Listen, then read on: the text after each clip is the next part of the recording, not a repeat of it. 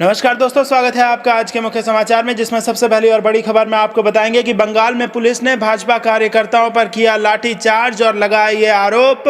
दूसरी बड़ी खबर में जिक्र होगा कि बिहार में पीएम नरेंद्र मोदी की दाढ़ी पर तंज और कांग्रेस नेता ने कहा कि बंगाल चुनाव जो ना कराए। और तीसरी बड़ी खबर में जिक्र होगा कि तेजस्वी यादव ने किया ऐलान, बंगाल में भाजपा को हराने वाले को मिलेगा राजद का साथ। तो दोस्तों, हर एक खबर की गहराई में आपको ले जाएंगे, लेकिन उससे पहले अगर आपको भी ऐसा लगता है कि बंगाल में भाजपा की हिंदू मुस्लिम की राजनीति फेल हो जाएगी, तो आप अभी इस वीडियो को लाइक कीजिए और इस लाल बटन को दबा के इस चैनल को फ्री में सब्सक्राइब करके घंटी बजाकर कमेंट में लिखिए जय हिंद। दोस्तों, रुक करते हैं तमाम बड़ी खबरों की तरफ। बंगाल में पुलिस ने बीजेपी कार्यकर्ताओं पर किया लाठीचार्ज, लगाया ये आरोप। जी हां दोस्तों, पश्चिम बंगाल में भाजपा कार्यकर्ताओं पर हमला करने का सिलसिला थमने का नाम नहीं ले रहा है। इसी क्रम में एक बार फिर पश्चिम बंगाल की पुलिस ने बीजेपी कार्यकर्ताओं पर लाठीचार्ज किया है, जिससे कई कार्यकर्ता जख्मी भी हो गए हैं। आपको बता दें कि इससे पहले बंगाल दौरे के दौरान भाजपा के राष्ट्रीय अध्यक्ष जेपी नड्डा और बीजेपी नेता कैलाश विजयवर्गीय पर भी हमला किया गया था। पश्चिम बंगाल विधानसभा चुनाव को लेकर भारतीय जनता पार्टी और तृणमूल कांग्रेस आमने सामने है।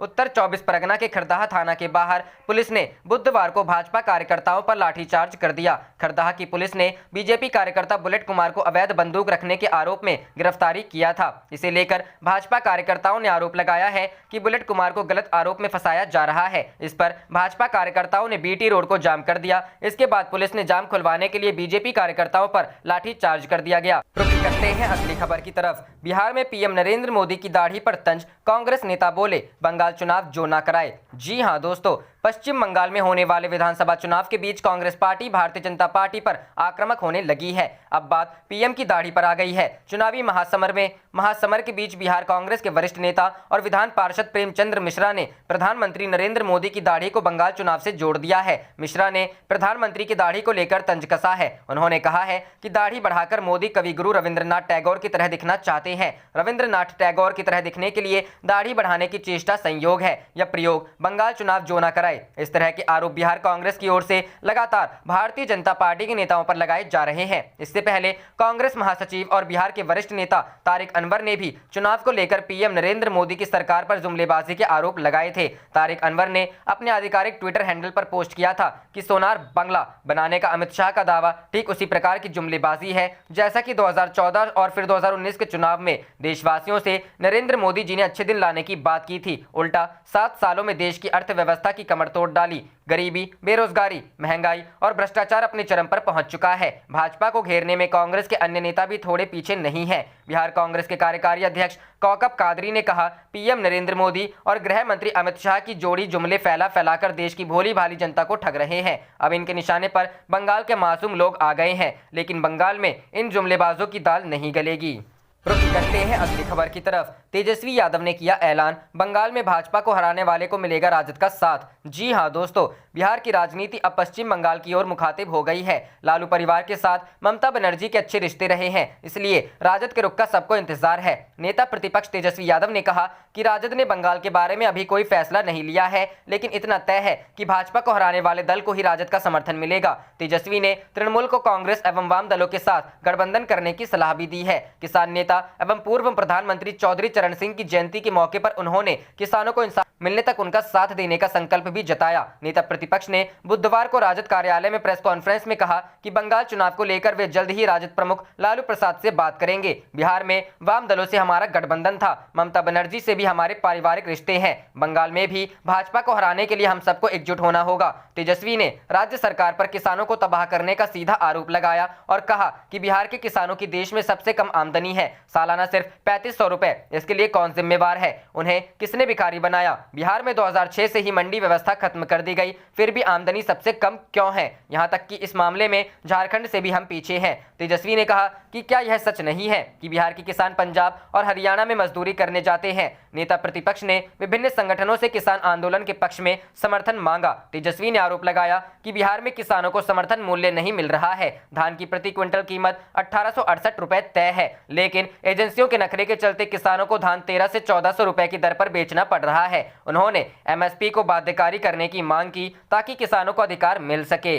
करते हैं अगली खबर की तरफ। राजद प्रमुख लालू प्रसाद यादव की किडनी की जांच, अस्पताल प्रशासन ने कराया एडवांस टेस्ट, रिपोर्ट आने के बाद खुलासा। जी हां दोस्तों, बिहार के पूर्व मुख्यमंत्री और राजद प्रमुख लालू प्रसाद यादव की आज किडनी की जांच की गई। रिम्स में इलाजरत चारा घोटाले के सजायाफ्ता लालू प्रसाद यादव को अस्पताल के कार्डियोलॉजी बिल्डिंग के 5वें तल्ले में जांच के लिए लाया गया। लालू प्रसाद यादव की किडनी ठीक तरीके से काम कर रही है या नहीं, इसके लिए आज एक महत्वपूर्ण टेस्ट कराया गया है। यहाँ यूरोलॉजिस्ट डॉक्टर उनका जांच किया। जानकारी के अनुसार जब उन्हें किडनी संबंधित जांच के लिए ले जाया गया, उस वक्त अस्पताल अधीक्षक डॉक्टर विवेक कश्यप, बरियातू थाना के पुलिसकर्मी भी मौके पर मौजूद रहे। जब उन्हें किडनी के एडवांस टेस्ट के लिए ले जाया गया, तब वह व्हील चेयर पर बैठे थे। लालू प्रसाद यादव के 4th स्टेज की किडनी की जांच की जा रही है। उन्हें रिम्स के पेइंग वार्ड से व्हील चेयर की मदद से कार्डियोलॉजी बिल्डिंग लाया गया। उनके परिवार के लोग लालू प्रसाद के स्वास्थ्य को लेकर परेशान हैं। वे लगातार लालू की रिपोर्ट ले रहे हैं। लालू प्रसाद यादव की किडनी महज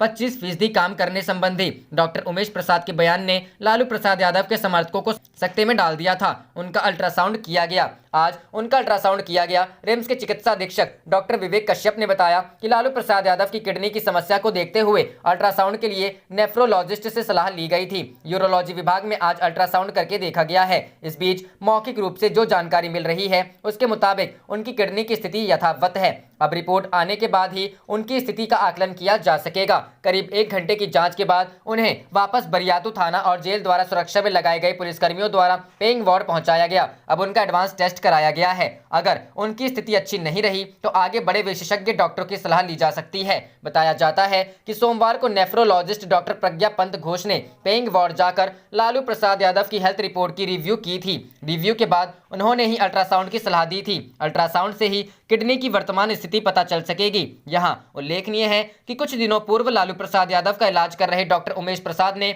मीडिया में बयान जारी कर कहा था कि उनकी किडनी फंक्शनिंग 35% से घटकर 25% तक पहुंच चुकी है। इस बयान पर जेल प्रशासन ने विरोध जाहिर किया था। इसके बाद रिम्स निदेशक डॉक्टर कामेश्वर प्रसाद ने कारण बताओ नोटिस जारी कर डॉक्टर उमेश प्रसाद से जवाब तलब किया था। वहीं जवाब में डॉक्टर उमेश प्रसाद ने मीडिया को सूचना देने की बात को सिरे से खारिज कर दिया था। रुख करते हैं अगली खबर की तरफ। तेजस्वी ने नीतीश कुमार से कहा कि बिहार के किसानों को भिखारी बनने से रोकें। जी हां दोस्तों, बिहार में राष्ट्रीय जनता दल किसानों और 3 नए कृषि कानूनों पर अब आक्रामक रुख अख्तियार कर रही है। बुधवार को विपक्षी दल के नेता तेजस्वी यादव ने औपचारिक रूप से मुख्यमंत्री नीतीश कुमार और केंद्र सरकार से बिहार के किसानों के खस्ताहाल के मद्देनजर फसलों के न्यूनतम समर्थन मूल्य को कानूनी रूप देने की मांग की। तेजस्वी यादव ने बुधवार को किसान नेता चौधरी चरण सिंह की जयंती पर पार्टी कार्यालय में आयोजित एक संवाददाता सम्मेलन में कहा कि बिहार में मंडी खत्म करने के दुष्परिणाम सब देख सकते हैं, क्योंकि केंद्र सरकार के खुद के आंकड़े इस बात की पुष्टि करते हैं कि बिहार के किसानों की आय देश में सबसे कम है। तेजस्वी ने कहा कि नीतीश कुमार खुद बताएं कि अगर उनका निर्णय सही था तो किसान इतने बेहाल क्यों हैं। इस संवाददाता सम्मेलन में सरकारी आंकड़े जारी करते हुए तेजस्वी यादव ने पूछा कि आखिर धान अधिप्राप्ति का लक्ष्य क्यों किसी साल पूरा नहीं किया गया। इसके अलावा क्या ये सच नहीं है कि बिहार में लाखों किसान अपने धान या गेहूं को बिचौलियों को बेचने के लिए मजबूर हैं। 3 नए कृषि बिल पर तेजस्वी यादव ने कहा कि अगर ये लागू हो गया तो बिहार का किसान जो आज मजदूर है वो भिखारी हो जाएगा। अगले हफ्ते वामपंथी दलों के राजभवन मार्च का समर्थन करते हुए तेजस्वी ने कहा कि किसानों के मुद्दे पर जो भी कार्यक्रम हुआ या होगा उनकी पार्टी का समर्थन है। उन्होंने अपनी पार्टी द्वारा गाँव-गाँव में लोगों के बीच बिल के खिलाफ जागरूकता के लिए एक पैम्फलेट भी जारी किया। रुख करते हैं अगली खबर की तरफ। भोजन करते मोदी, शाह और योगी की तस्वीरें शेयर कर कांग्रेस ने मारा ताना। अन्न पैदा करने वाले किसानों को भी याद करिए। जी हां दोस्तों, किसान दिवस पर कांग्रेस पार्टी ने केंद्र सरकार और बीजेपी नेताओं पर हमला बोला है। पार्टी ने अपने मुंबई कांग्रेस के ट्विटर हैंडल से ट्वीट किया, अगली बार जब भी आप भोजन करें किसानों को याद करें जिन्होंने उस अन्न को पैदा किया है, कृतज्ञ बने।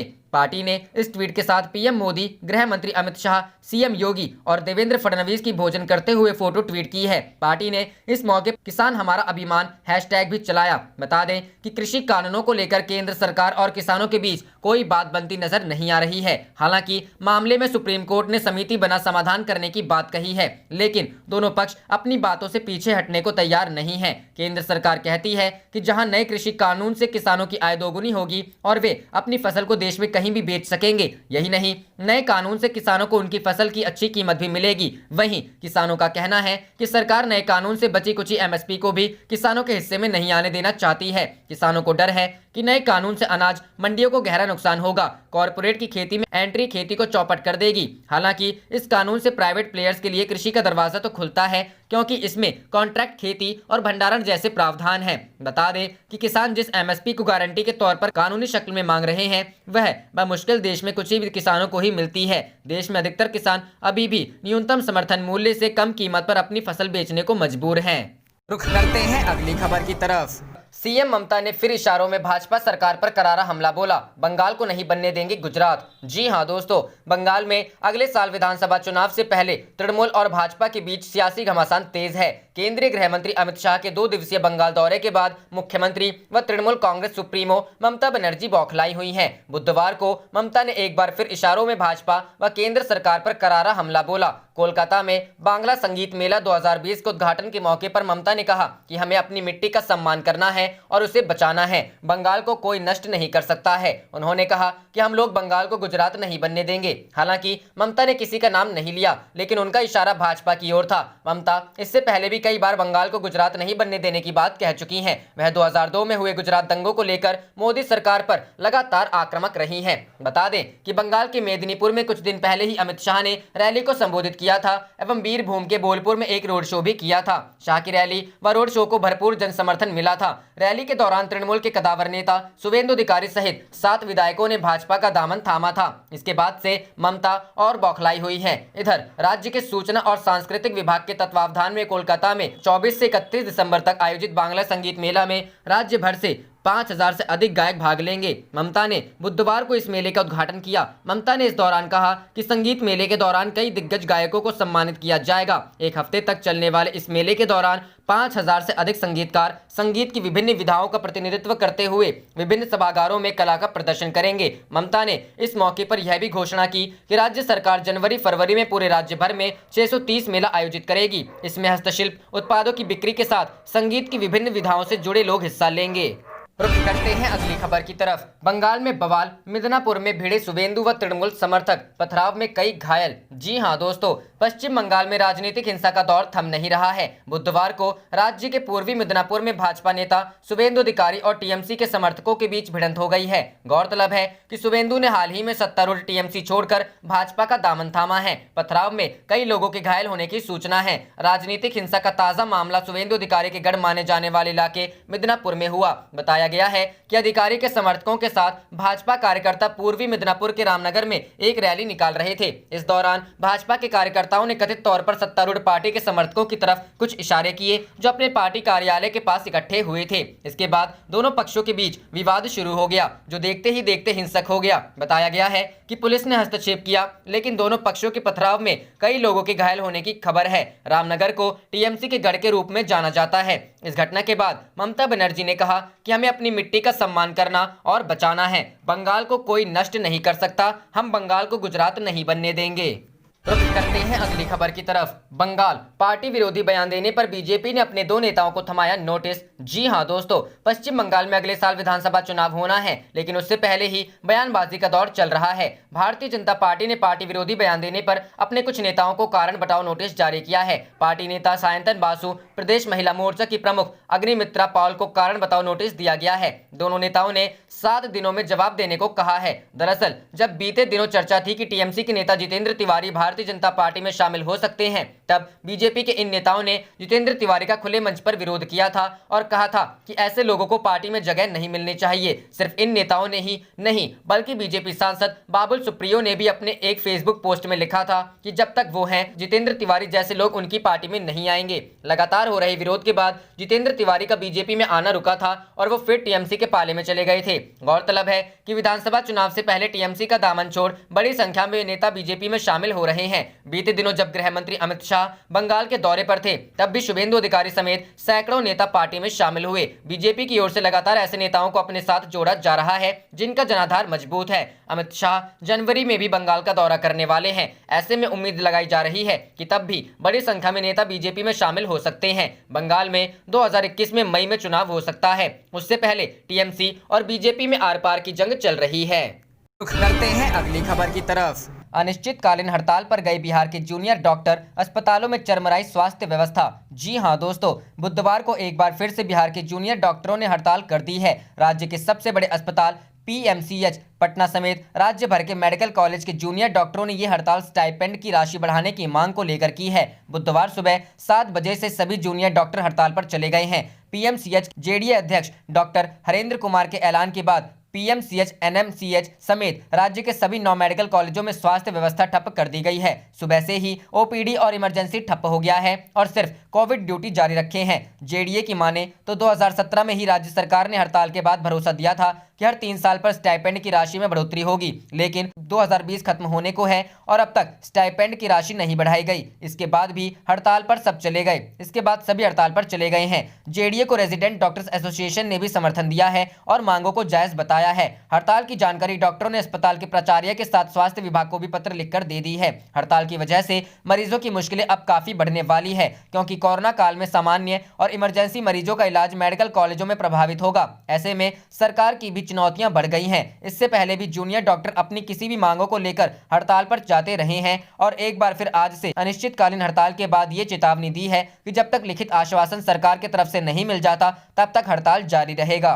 जाने से पहले आप इस वीडियो को लाइक कीजिए और इस लाल बटन को दबा के इस चैनल को फ्री में सब्सक्राइब करके घंटी बजा लीजिए। आप देख रहे थे आपका अपना चैनल धड़ाधड़ न्यूज। जय हिंद, जय भारत।